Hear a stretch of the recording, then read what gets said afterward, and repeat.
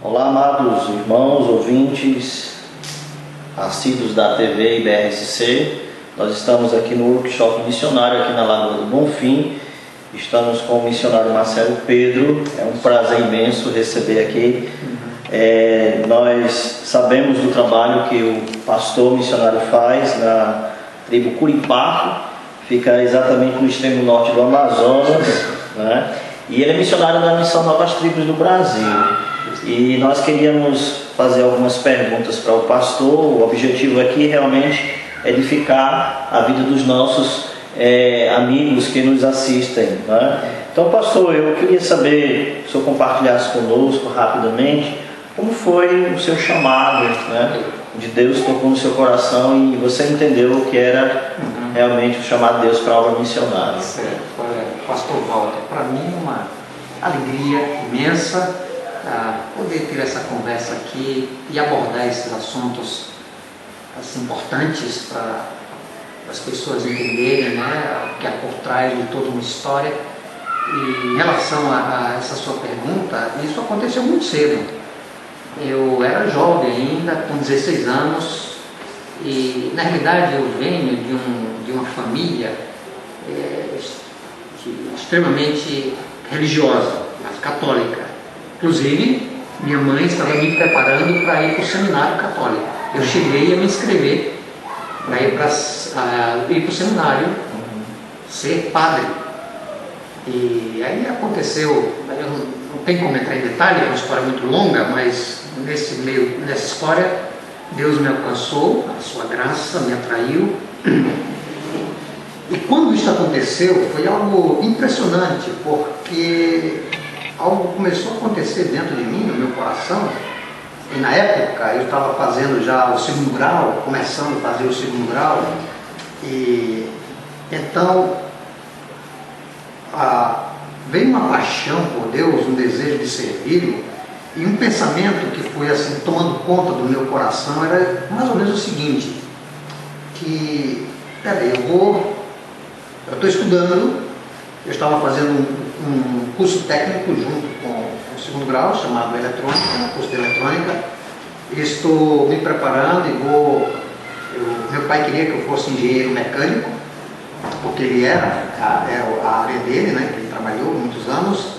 E eu disse, peraí, eu vou ganhar dinheiro, vou trabalhar, vou me formar, quero fazer universidade e vou passar 30 anos da minha vida trabalhando o melhor da minha vida, minha mocidade, para ganhar dinheiro, para ter um carro, uma casa e só isso. Então, esse pensamento foi algo tão forte. Olha, o pastor Walter, eu posso garantir para o irmão, eu não ouvi nenhuma voz, não foi nada assim, extraordinário, espetacular que ocorreu comigo. Simplesmente foi esta consciência de que para que eu vou investir a minha vida? Para ganhar dinheiro? Para ter um status? Aí Deus colocou no meu coração esse sentimento, não, eu quero gastar a minha vida, investir toda a minha vida para algo de valor eterno, algo para a glória de Deus. E eu creio firmemente que isto veio de Deus, essa convicção, essa chamada. E ali, antes mesmo de terminar os estudos, eu dediquei a minha vida ao Senhor para ir para onde Deus me mandasse. Não sabia, nem sonhava na época em fazer seminário, até então, né? Mas veio assim, foi esse sentimento, essa convicção que deu ao meu coração de servir ao Deus. Então, cada vez que eu olhava para as Escrituras e que lia lá, Paulo, servo de Jesus Cristo, chamado para ser apóstolo, então, quando eu li essas frases na Bíblia, eu pensava, puxa, eu sinto um gemido dentro de mim, algo me chamando também para servir a Deus. E entreguei minha vida ao Senhor para isso já faz mais de 30 anos. E eu digo para o irmão, de todo o meu coração, foi a melhor decisão da minha vida, porque não tem nada mais gostoso para fazer fazer da nossa vida do que servir a Deus. Amém. Eu não me arrependo nem um minuto Graças desse. a Deus. Então nós louvamos ao Senhor, né? Como Ele conduziu sua vida, pastor, durante esse tempo, né? E o senhor já tem uma larga experiência, né? Trabalhando com os povos tribais. Sim. E eu queria que o senhor compartilhasse um pouco também sua experiência e o trabalho que o senhor desenvolve na tribo Curipaco, né? Certo. Bem, quando eu fui para o seminário, eu já fui sentindo esse desejo de trabalhar com povos indígenas, porque eu queria mesmo servir ao Senhor num lugar assim específico onde Cristo não foi ainda anunciado, pregado. E então os povos indígenas me cativou meu coração. E Deus me levou para uma tribo lá bem longe, no extremo norte do estado, fronteira com a Colômbia, chamada Coripaco, que é uma nação indígena que tem mais de 7.000 falantes indígenas, e que tem uma história, realmente uma história fantástica. Eles eram no passado guerreiros ferozes, e tem toda uma história aí, a gente tomou conhecimento disso, vivendo lá entre eles, as guerras, as mortes e todo aquele peso cultural pesado, difícil, que regia a vida deles, mas foi para lá que fomos, e esse Deus que me chamou também tem nos guardado todos esses anos ali. Chegamos lá, uma língua, um povo assim bem isolado, longe, falantes são monolíngues, falam apenas um dialeto próprio, que é uma língua própria deles, que chama-se Aruac, tronco Aruac, e que foi necessário todo esse empenho de aprender a língua, aprender a cultura, porque junto com a língua tem a cultura, né? A cultura é a maneira como o povo vê o mundo, a sua cosmovisão, que a maneira como eles percebem as coisas, que de certa forma é bem diferente da maneira como nós percebemos. E tudo isso foi necessário para que, antes mesmo de chegar a anunciar a Cristo, o Evangelho de Deus. Então gastou-se pelo menos 3 anos aí, vivendo lá entre eles, sem pregar nada, sem falar nada, somente estudando, aprendendo a cultura e a língua, até o momento certo da gente poder começar a dar um estudo bíblico. Porque não adianta falar em português, sendo que ninguém fala português. Poucos realmente, alguns jovens talvez falam, mas a língua mesmo dominante é o dialeto deles, e é somente isso que eles falam lá, então houve necessidade disso. Então o povo ali do norte do estado do Amazonas vive na selva, um estilo de vida bem rústico, ainda saem para caçar todos os dias, para pescar, vivem praticamente à base da mandioca que eles plantam lá.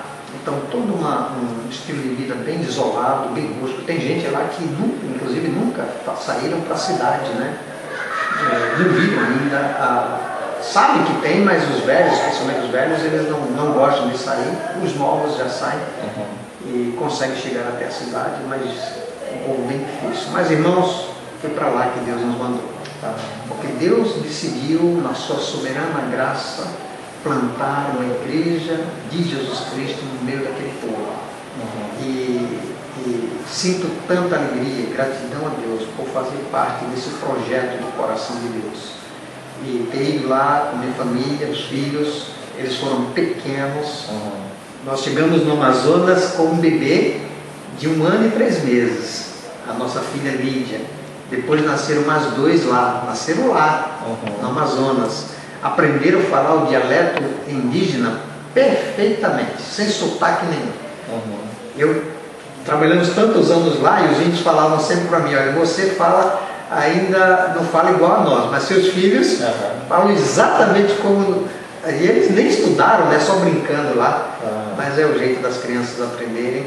E a minha esposa também ali no trabalho, um trabalho assim, bem desgastante, porque envolveu vários aspectos. Dentro dos aspectos missionários tem uns bem especial que chama renúncia.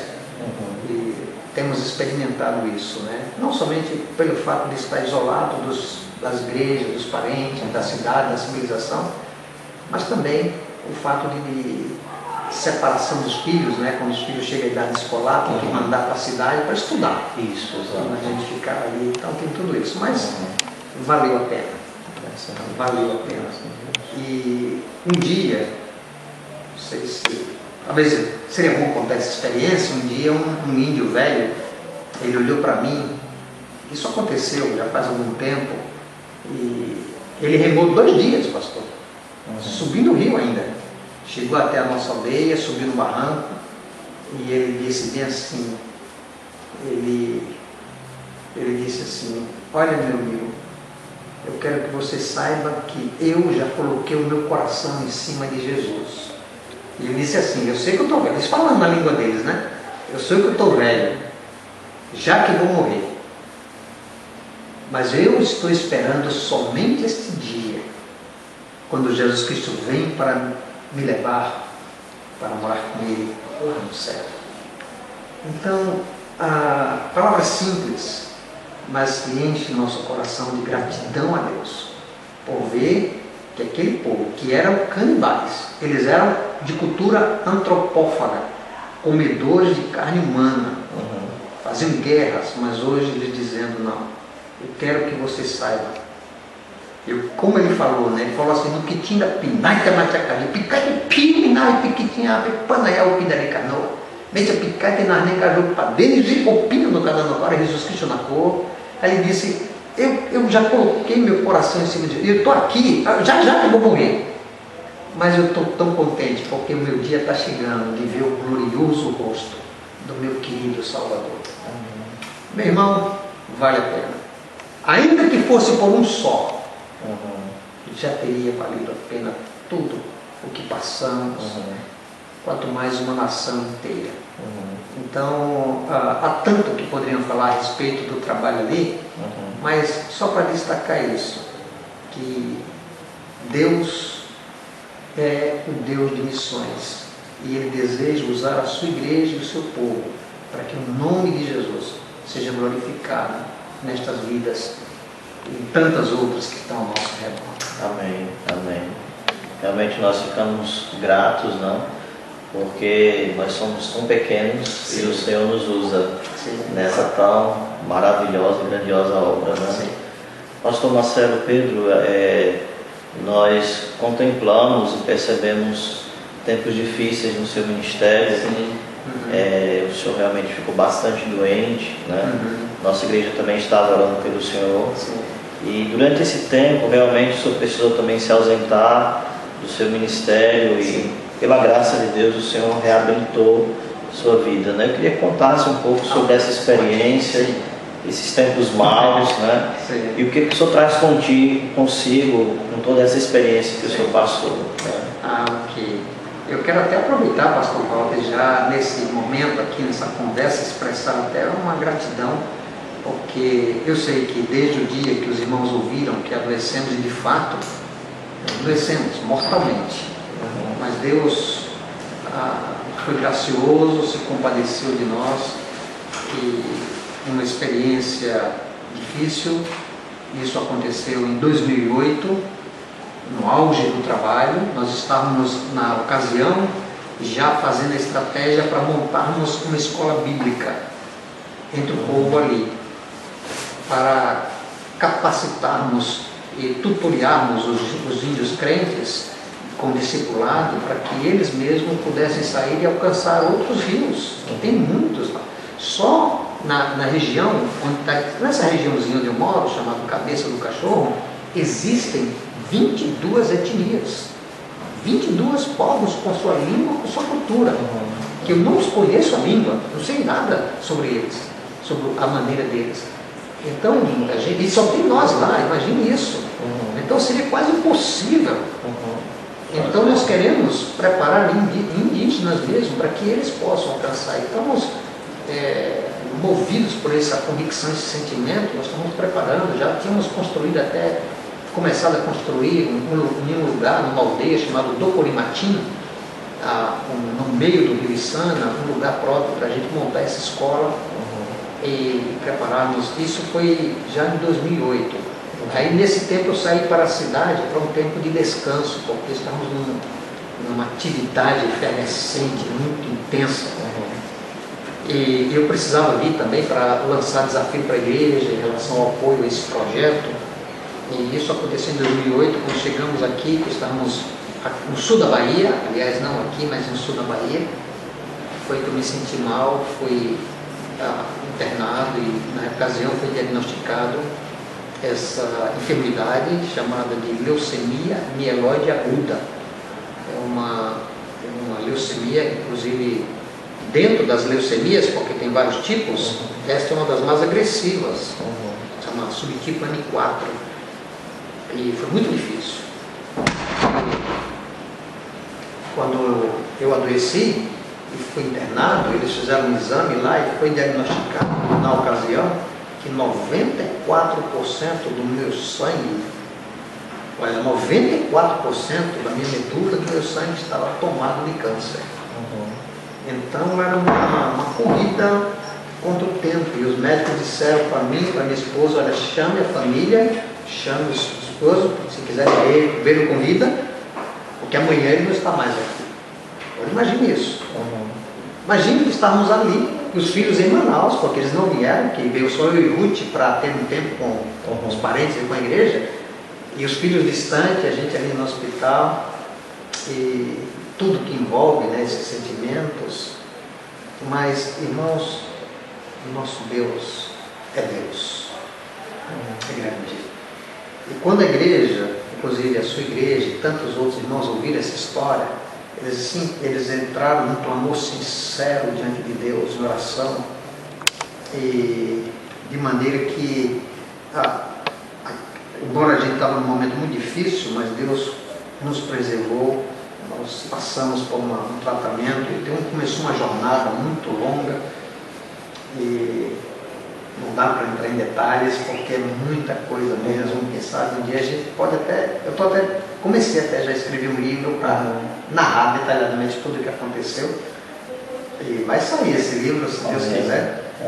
E a intenção não é, claro, jogar o holofote em mim, mas a intenção é realmente glorificar o nome, engrandecer o nome de Jesus.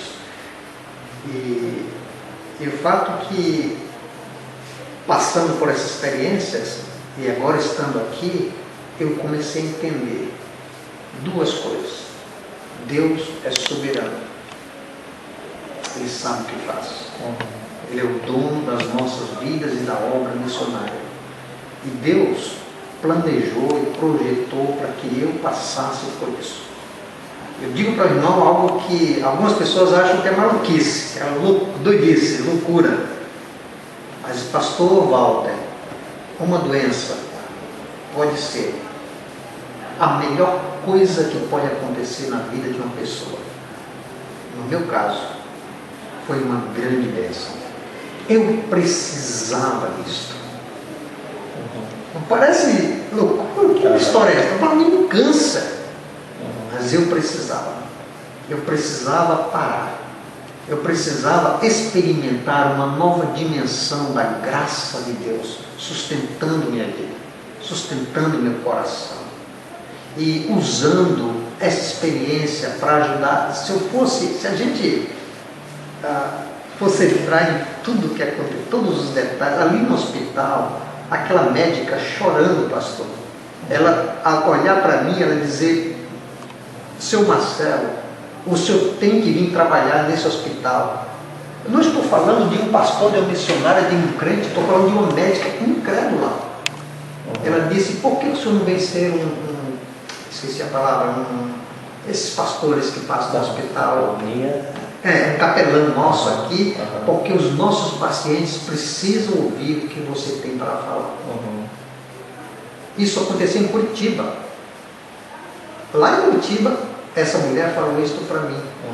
Eu digo isso não para engrandecer, mas para ver como Deus, e nós estávamos em tratamento, mas como Deus usou essa experiência para alcançar o coração destas Com pessoas. certeza, com certeza. E daí a história é muito longa, estamos falando de 4 anos, eu ainda estou em tratamento, ainda tenho que voltar a Curitiba para seguir um protocolo de acompanhamento médico que é exigido, e ainda tenho que voltar, inclusive semana que vem eu estou viajando para Curitiba, então eu estou em tratamento. Mas nesse tempo todo, a pergunta do irmão, o que eu pude aprender? Eu pude aprender que o nosso Deus é um Deus fiel, que sempre vai nos dar o que nossa alma necessita.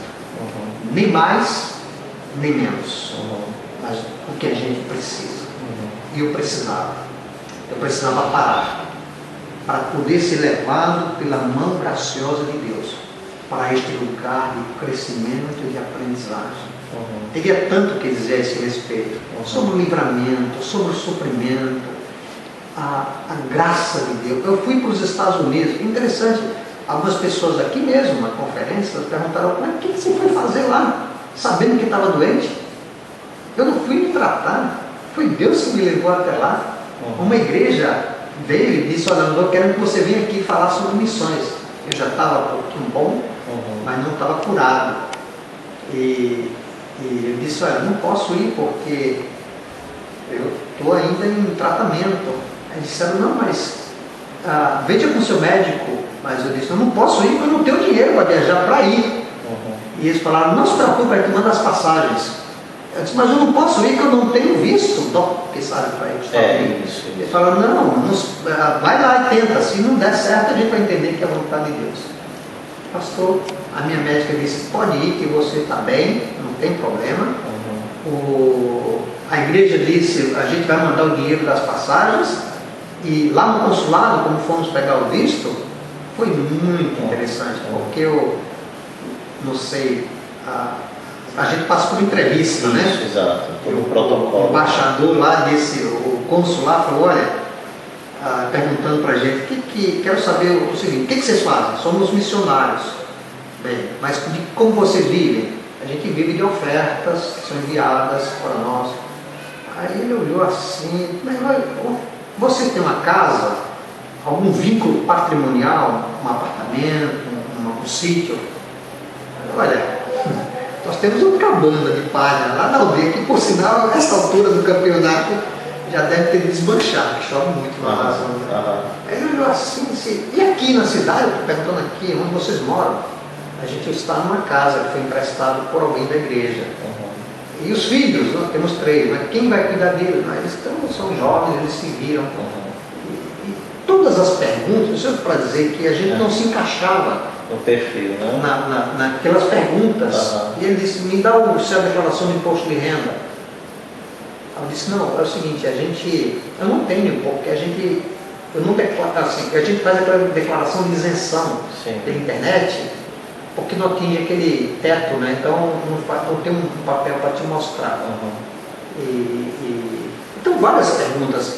No final, ele bateu o carimbo e disse: tudo bem, vocês estão aprovados, podem viajar tranquilo. Irmão, para além da operação do Espírito de Deus, não tem explicação. Porque eu tinha que estar ali. Viajamos, eu preguei naquela igreja, naquela conferência, na semana de voltar. Era há pouco tempo. A doença voltou, ele retornou com uma ferocidade. Olha, quando eu caí lá, desmaiei. E quando eu desmaiei, eu já estava tendo hemorragia interna. Porque tem um componente do sangue que chama as plaquetas, caíram drasticamente. Então, tem hemorragia interna. Então, fui logo socorrido pelos paramédicos e começou toda aquela ajuda lá, e muita bolsa de transfusão de sangue, muito. E tudo isso que aconteceu, mas eu estou contando a história para dizer o seguinte: por que isso aconteceu? E por que eu estou destacando esse fato da soberana graça de Deus? Sabe por quê? Eles usaram nos Estados Unidos tudo que é de remédio que existe no mercado de ponta hoje. Estou falando de químio, de droga, remédio forte. E depois o médico entrou e disse: senhor Silva, um americano, queremos dar uma notícia, uma péssima notícia para você. Os americanos são assim, né? Direto. Eles olha, não tem o que fazer no seu caso. A leucemia ganhou uma resistência e já usamos tudo que existe hoje, ela nem está respondendo. E disse, mas e agora? Ele disse, não, agora é só esperar. Agora imagine isso. Eu e a Ruth, num país onde não conhecíamos a língua, os americanos falavam comigo, eu respondi coripaco. Nem eles me entendiam, nem eu entendia. Mas aí, aquela noite foi bem difícil. Mas na manhã seguinte, os médicos voltaram e disseram, olha, nós temos uma sugestão. Existe um remédio experimental que está sendo testado, que ainda não foi aprovado, mas já foi liberado para usar em humanos. Se você permitir, nós queremos usar, porque não tem outro. Eu disse, ou é esse, ou nada. Então, bom, então eu permiti eles usar aquele remédio em uma semana, pastor. Aquela doença que já estava tomando conta do meu corpo, do meu sangue, caiu para 0,3%. E os médicos se espantaram como funcionou comigo. Sabe por quê? Eu tinha que estar naquele lugar, eu tinha que tomar aquele remédio, porque se eu estivesse aqui no Brasil, não teria como, porque nem chegou ainda aqui no Brasil, nem foi ainda liberado pelos sistemas de saúde lá nos Estados Unidos. Providência. E quando eu estou falando com o irmão, pastor, eu fico imaginando, quem sabe se por causa desse momento, para que vocês que estão me vendo e me ouvindo pudessem ouvir essa história, que Deus fez tudo isso. Para a gente entender que o nosso Deus é soberano, está no controle de cada detalhe da vida do seu povo. E foi incrível, porque eu fiquei internado no hospital nos Estados Unidos. Nos Estados Unidos, o irmão sabe que não tem SUS. Exatamente. Não tem hospital do governo, tudo pago. Isso, é verdade. Eu estava internado, eu fiquei morando no hospital 4 meses, pastor. Eu e a Ruth, sem sair. 4 meses, morando lá, sendo tratado lá. Morando, que eu digo, porque eu não tinha condições de sair. Porque estava muito debilitada, as consequências do tratamento eram muito fortes, muitas complicações médicas. Mas aí, quando eu tive essa melhora com esses remédios novos, então a médica disse, então vamos condicioná-lo para voltar para o Brasil. Então eu estava me preparando com muitas transfusões para poder retornar. E eu só quero destacar isso, que eu fui saber mais ou menos quanto era a minha dívida lá nos Estados Unidos. E fomos lá com a minha cunhada, que fala inglês muito bem. Ela foi lá no departamento financeiro, e os americanos olharam lá no computador, disseram, olha, senhor Silva, achamos, sua dívida conosco, senhor Silva, bem, só do hospital aqui é de $1.150.000. Sem falar os médicos, só do hospital e dos exames que eu fiz. Aí, bem, depois dessa notícia eu descobri uma coisa, que no coração eu não morro mais.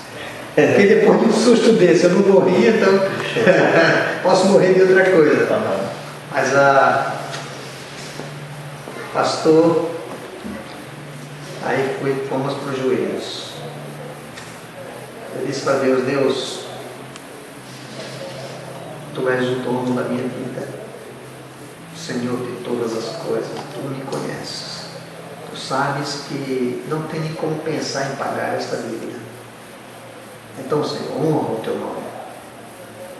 E orando isso de joelho, com aquele papel levantado assim, para cima.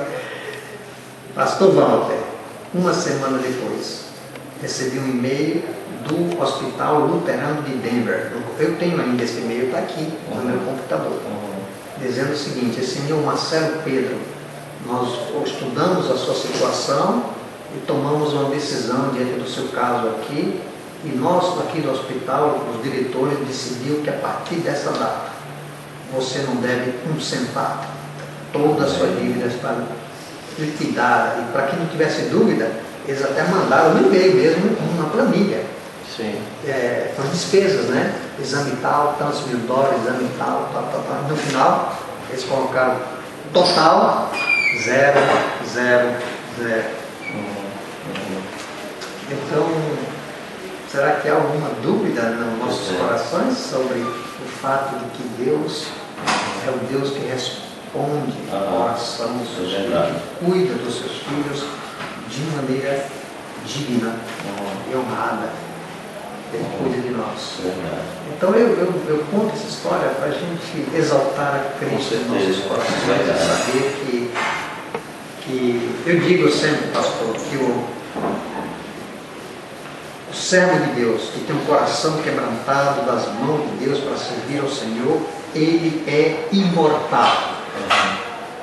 Até completar o trabalho que Deus deu para ele fazer. Eu creio nisso. Eu creio que Deus tem trabalho para mim. Amém. Eu estou aqui para servi-lo até o último fôlego da minha vida. Amém, pastor. E a gente sabe que todas as coisas cooperam para o bem daqueles que amam a Deus, né? Como o Senhor falou para o apóstolo Paulo, a minha graça te basta. Né? E a gente fica realmente maravilhado com todo esse relato, né? Isso que aconteceu na vida do pastor, também para edificar as nossas vidas, né? E exaltar o nome do Senhor. Eu fico pensando a respeito do que o irmão acabou de falar, porque quando isso aconteceu, eu me lembrei de uma coisa, pastor, que todos nós, seja eu, seja o irmão, ou seja você que está nos vendo aqui, temos uma dívida impagável. Nenhum de nós pode pagar. E essa dívida não é de real nem dólar. Chama-se dívida de pecados. Não podemos pagar. Não temos como pagar. Foi preciso que Ele pagasse por nós. E Ele fez. E quando Ele gritou lá no Calvário, está consumado, Ele disse, está pago. Então, meu irmão, que alegria poder lembrar disso, e poder saber que em Nele, em Cristo, somos completamente aceitáveis na presença do Senhor. É verdade, pastor. Realmente o nosso Deus é maravilhoso, né? Andar com Deus é realmente algo extremamente empolgante, né? Pastor, a nossa última pergunta, temos muitas pessoas que irão estar ouvindo e vendo, né? E certamente há muitas pessoas também que estão pensando na obra missionária, desejando também servir ao Senhor, e às vezes muitas dúvidas, questionamentos, né, incertezas, enfim. O que é que o senhor deixaria de incentivo para os nossos ouvintes, né, as pessoas que nos veem agora, de palavra de desafio para a obra missionária? Olha, eu diria o seguinte: para cada pessoa que Deus não salva ninguém sem que Ele tenha um projeto, um propósito para aquela vida. Quando Ele fez comigo, no meu caso, Deus me chamou para servir no ministério. Eu fui direcionado para trabalhar com os índios, mas eu fui chamado para o ministério. Direcionamento muda. Chamado não muda. O chamado de Deus não é geográfico, é ministerial. Ele me chamou para servir no ministério. No momento, eu estou aqui me preparando para voltar ao campo. Deus pode me levar de volta para a cabeça do cachorro, ou pode me levar para Natal, ou para João Pessoa. Esse direcionamento muda, mas o chamado não muda. E Deus, quando Ele nos salva, Ele faz com propósito. Cada pessoa, cada um de vocês que está aqui me vendo, Deus tem um projeto para você, que é usar a sua vida de alguma forma. Onde, como, eu não sei. Cabe a você descobrir. Mas Ele quer usar as nossas vidas. O que Ele espera de nós é que tenhamos um coração disposto, colocado no altar de Deus, pronto, dizendo: Senhor, estou aqui, seja para atravessar o mar, a floresta, ou seja para atravessar o outro lado da rua.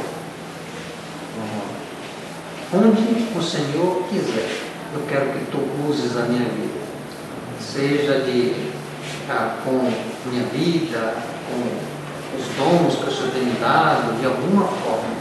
Mas o que chama a atenção de cada um dos que me ouvem é que nós não podemos ficar em dúvida a esse respeito,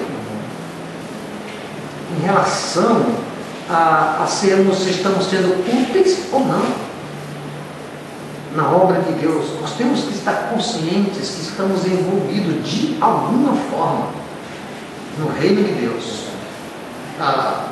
participando dos projetos de Deus. Porque eu penso assim, como tem um pastor de uma igreja bem missionária chamado Oswald Smith. Ele disse o seguinte, que se o grande desejo de Deus é usar as nossas vidas para alcançar as outras pessoas para o Evangelho, para engrandecer o seu nome, o nome de Jesus neste mundo, e se você ou qualquer pessoa não se preocupa com isso, não se interessa por isso, é bem provável que você não nasceu de novo ainda.